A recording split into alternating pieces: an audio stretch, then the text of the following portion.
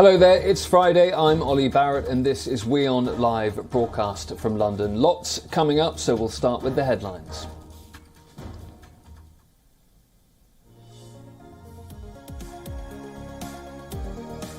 Russian President Vladimir Putin meets the Chinese President Xi Jinping in Beijing amid tensions in Ukraine.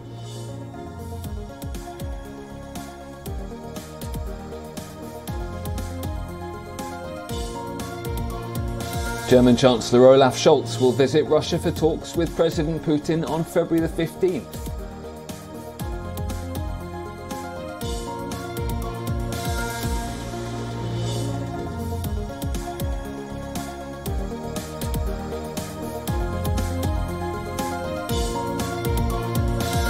The Kremlin says Washington can't be trusted after US officials claimed to have evidence of a planned operation by Moscow to film a fake Ukrainian attack.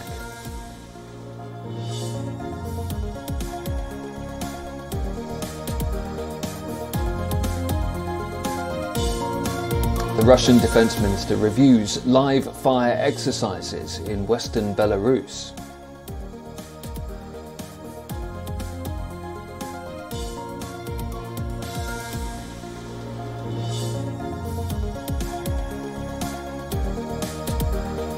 British Prime Minister Boris Johnson suffers 5 staff defections as pressure intensifies on the embattled leader.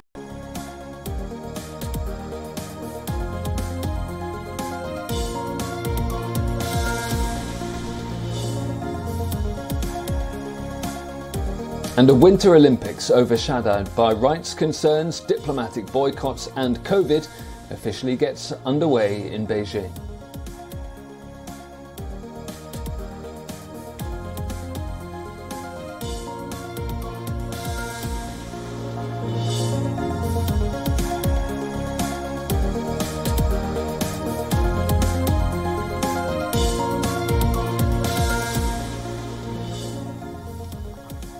We will start here in the UK, where Boris Johnson's Downing Street is either in free fall or is in the midst of a well-planned reset. Depends on who you listen to.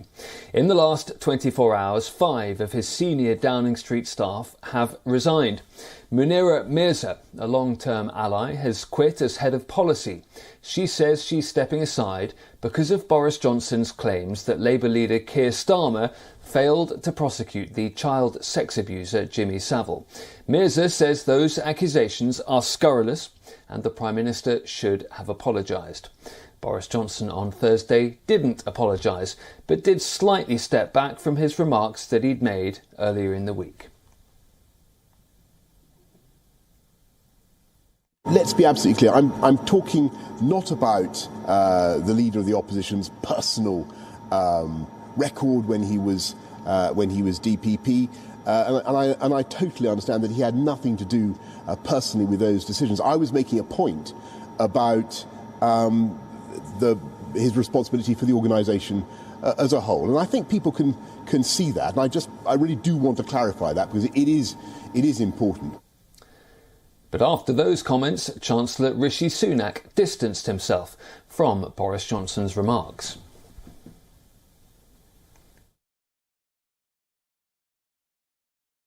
And with regard to the comments, being honest, I wouldn't have said it, and I'm glad that the Prime Minister clarified what he meant.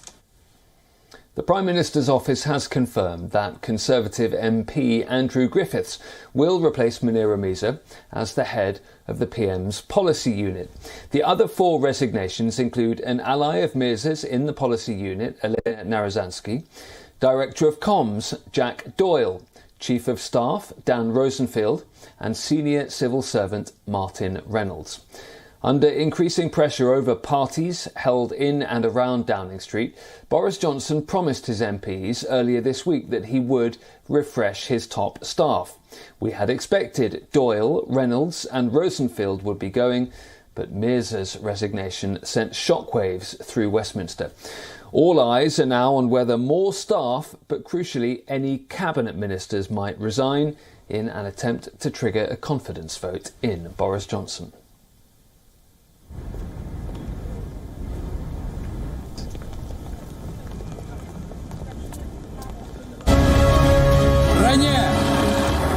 NATO expansion in the region is not acceptable to both Russia and China.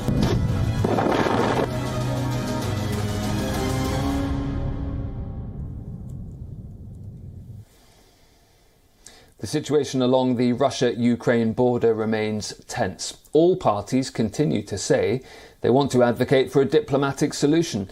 NATO and its allies are meanwhile bolstering forces in Eastern Europe in case of a possible invasion. Russia is mobilizing thousands more combat troops near the border of Ukraine, sending its soldiers into neighboring Belarus for what it calls military exercises. That's according to NATO Secretary-General Jens Stoltenberg, who on Thursday described the growing threat. This is the biggest Russian deployment there since the Cold War. With an expected 30,000 combat troops, Spetsnaz Special Operation Forces, fighter jets and S-400 air defense systems. So we speak about a wide range of modern military capabilities. Russia's defense minister on Thursday landed in Belarus and met with the president ahead of the joint drills, and Russia's defense ministry released footage of nuclear-capable bombers refueling over the Atlantic. These deployments add to the already massive Russian military forces menacing Ukraine, where rising tensions and fears of an invasion prompted the U.S. this week to announce it's sending American troops to Poland and Romania to reinforce NATO allies, moves Stoltenberg praised. This is a powerful signal of U.S. commitment and comes on top of other recent U.S. contributions to our shared security. Moscow denies it is planning to attack Ukraine, and Russian President Vladimir Putin this week claimed the U.S. was trying to bait his country into conflict. On Thursday, the Kremlin accused Washington of inflaming tensions by sending troops to Eastern Europe. The Pentagon said it is still hopeful Russia and the U.S. can find a diplomatic way to resolve tensions, even though so far negotiations have yielded little. I think one of the reasons that we are still in negotiation is because Mr. Putin is seeing exactly what he didn't want to happen happening. Retired U.S. Air Force General Philip Breedlove is the former NATO Supreme Allied Commander in Europe. He told Reuters the American troop movements have signaled to Putin that saber-rattling might be counterproductive. Because remember, this is what Mr. Putin is trying to stop, is a movement into the front area. And I think what he's beginning to see is that his actions are causing the very thing he wants to stop. On a visit to Kiev on Thursday, Turkey's leader Tayyip Erdogan announced he was willing to host further peace talks in Istanbul, an offer Ukraine's defense minister welcomed, but said Russia had to agree. Washington, meanwhile, claims it has evidence of a Russian plan to fake a Ukrainian attack. The US says Russia might use it to justify an invasion of Ukraine. Kremlin spokesman Dmitry Peskov has dismissed the allegations and says similar statements have been made previously but amounted to nothing. The US has not actually offered evidence in public to back up the claim, and that's a fact that was picked up by US reporters and led to this back and forth. One possible option the Russians are considering, and which we made public today, involves the production of a propaganda video, a video with graphic scenes of false explosions, depicting corpses, crisis actors pretending to be mourners, and images of destroyed locations or military equipment, entirely fabricated by Russian intelligence. Well, for more on this, we were joined earlier by our correspondent Julia Chapman, who's in Moscow.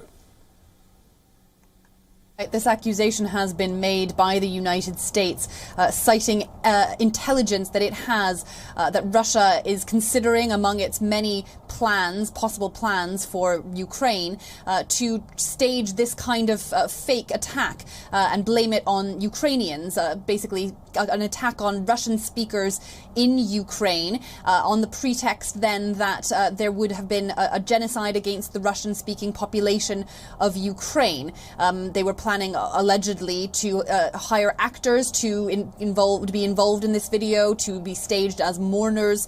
They were planning allegedly, according to the United States, to use dead bodies as corpses in this video. Russia has called this nonsense and craziness. They say that this is just the Americans trying to throw another accusation at Moscow, and none of them are actually sticking. The United States says, well, they wanted to make this information public because that takes it off the table. The Russians then wouldn't be willing to use this, having been exposed to this plan before. But this is the concern, that what Russia is plotting may not just be an invasion of Ukraine, something Moscow has denied, but a disinformation campaign to justify an invasion. And that is one of the big fears from the West.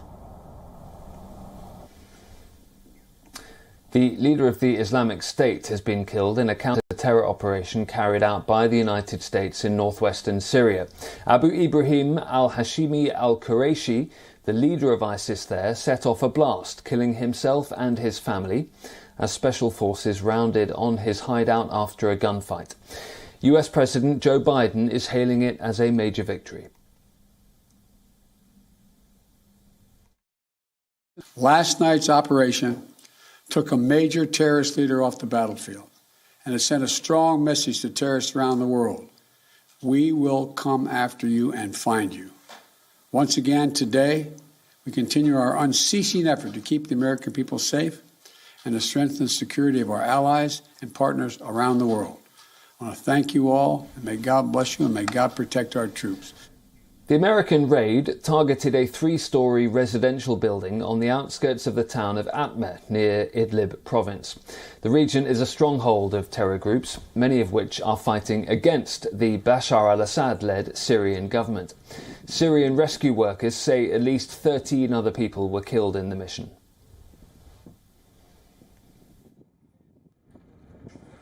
We note with concern reports of civilian casualties. Daesh has committed heinous crimes and brought tragedy and death to thousands of men, women, and children, and we want to take this moment to remember the victims and families of terrorism and families of victims of terrorism everywhere in the world. President Joe Biden said the mission was carried out in a manner which tried to minimise civilian casualties, and said the team is now compiling a report on the operation. The Pentagon did accept that 3 people were killed in the blast. So we know that that when Abdullah detonated an explosive device, which obviously killed him, we know that there were 3 people on that 3rd floor with him that were also killed. His wife and 2 children. So that's what I'm talking about when I talk about the 3. We also know, as I said, that we were able to safely evacuate 10 individuals, 6 from the 1st floor, an adult male, an adult female, and 4 children, and then 4 children from the 2nd floor, which our forces were able to safely get out of the building. Next to Ethiopia, and provinces battered by a deadly conflict are trying their best to heal the wounds of war. People in the Cliff Edge Hotel of Ethiopia's Lalibela town have been recounting the horror of 2020. Broken glass on the stairs and blood on the walls. This is the Cliff Edge Hotel, a place where pilgrims once rested while visiting Ethiopia's Lalibela. But the holy town and its shell-shocked residents are now struggling to recover. Lalibela, whose rock churches are a UNESCO World Heritage Site, has changed hands several times in a war between fighters from the northern Tigray region and government forces and their allies. The head of Lalibela's Industry and Investment Bureau says more than 20 hotels were looted and destroyed. Melek Alabel manages the Cliff Edge Hotel. He says remembering the past glory and seeing the rubble today makes him wish he'd never known what it was once like. I can't describe the feeling with words, he says. War broke out between the federal military and forces loyal to the Tigray People's Liberation Front in November 2020. Lalibela, located in Amhara close to Tigray's southern border, was first captured by the Tigrayans on August the 5th. The military and its allies retook the town at the start of December, only for Tigrayan forces to recapture it briefly on December the 12th before being pushed out again. The once prosperous town now lacks electricity. And it's not just buildings that carry the scars of war. Turungo Ambai says her daughter was raped and killed by a drunken Tigrayan fighter who burst into her home in December. After he killed her, he left the scene immediately. It was right on the exit of this farm. I was looking for an elderly man who would beg him for me to return her to me. When we arrived at the scene, we found her lying on the ground. I rushed to her and held her up, but she was already gone. I laid her back on the ground and cried. Police confirmed the death had been reported. Tigrayan forces could not be reached for comment. Getachew Reda, spokesman for the TPLF, has previously denied the targeting of civilians in areas under its control and has said that rape allegations would be taken very seriously. Facebook's parent company Meta's shares dropped on Thursday, closing down more than 26% on the day.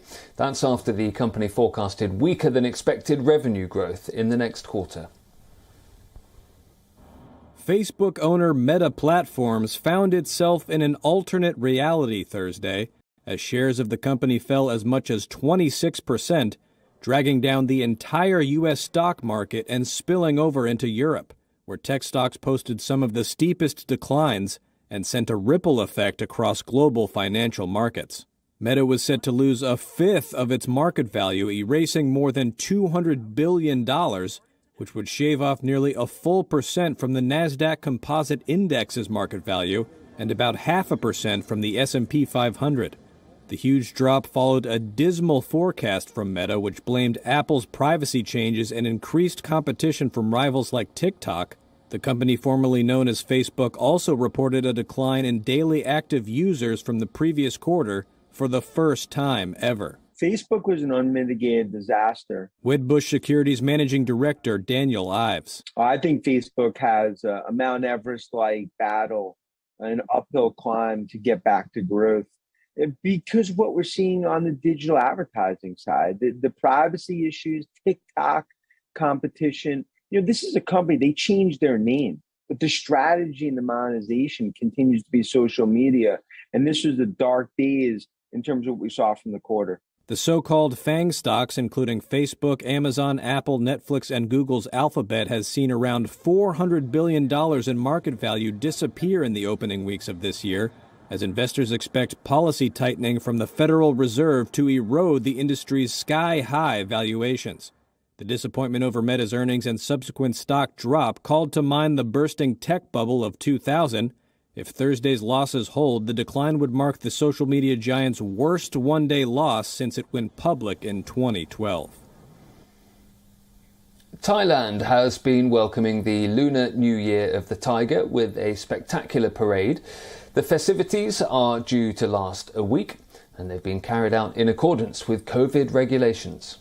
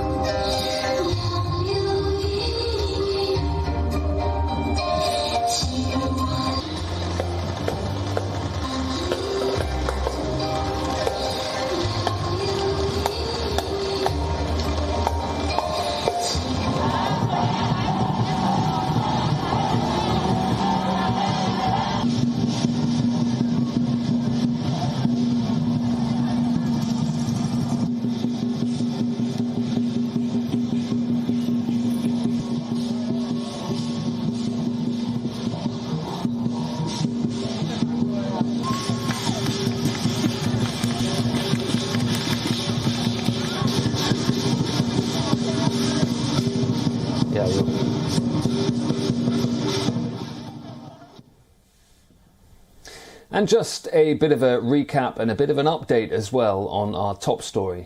Boris Johnson has faced the resignation of 5 of his top aides in just the last few hours, quitting Downing Street for differing reasons, it appears. Boris Johnson's loyalist MPs will tell you this is all part of his plan to reset the government after those scandals about parties in and around Downing Street. Critics of the Prime Minister and his Number 10 operation say Downing Street is in chaos. The opposition Labour Party says Boris Johnson is a stain on politics. One of those who quit was Munira Mirza, the policy chief at Number 10. Another was one of her close colleagues in that unit. The other 3, though, were resignations that we had been expecting. This could potentially be a crucial weekend as MPs head back to their constituencies and get soundings from their voters about what they want them to do about Boris Johnson. Could we see a flurry of letters going into that 1922 Conservative committee early next week, perhaps trying to force a leadership challenge against Boris Johnson? Today, though, the battle for hearts and minds is very much underway within and without Downing Street. Boris Johnson wants to convince people that all of this is part of his reset of the government. It is reported that within the last hour, Boris Johnson's been addressing dozens of staff inside Downing Street. One of them, reportedly, Martin Reynolds, the private secretary to the Prime Minister, who is one of those who is stepping aside from Downing Street. It is reported that in that meeting, Boris Johnson tried to calm nerves among his staff and quoted Rafiki from Lion King saying, "Change is good." We will keep a very close eye on that story as it develops here on WION. I will see you next week. Thanks for watching World is One.